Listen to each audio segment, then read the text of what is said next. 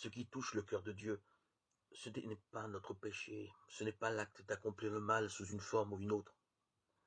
Ce n'est pas non plus notre vertu, là où nous nous sentons forts pour lui. Ce qui bouleverse Dieu au plus profond de lui-même, c'est notre misère telle qu'elle est, et telle qu'il la voit bien au-delà de la conscience que nous en avons, en gémissement sur notre sort.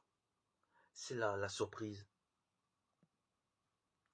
que nous réserve l'Évangile et que l'homme a tant de difficultés à accepter, lui qui, lorsqu'il est croyant, se sent capable de tant de choses pour Dieu, soit pour le servir, soit pour s'attirer ses bonnes grâces, soit pour exercer ses compétences pour une juste cause.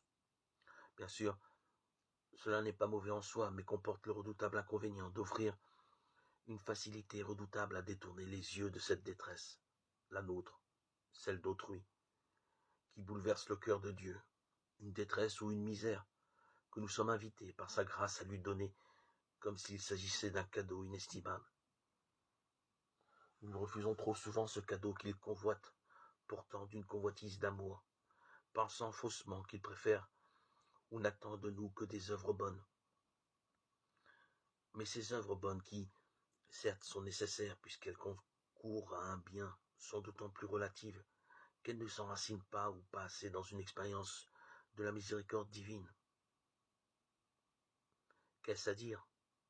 Dieu s'intéresserait plus à la misère de l'homme qu'à ce que ce dernier peut et veut faire pour lui? La réponse est oui, absolument. Et elle peut nous scandaliser si nous n'avons pas suffisamment pénétré cette miséricorde. C'est cependant la pure vérité de l'Évangile.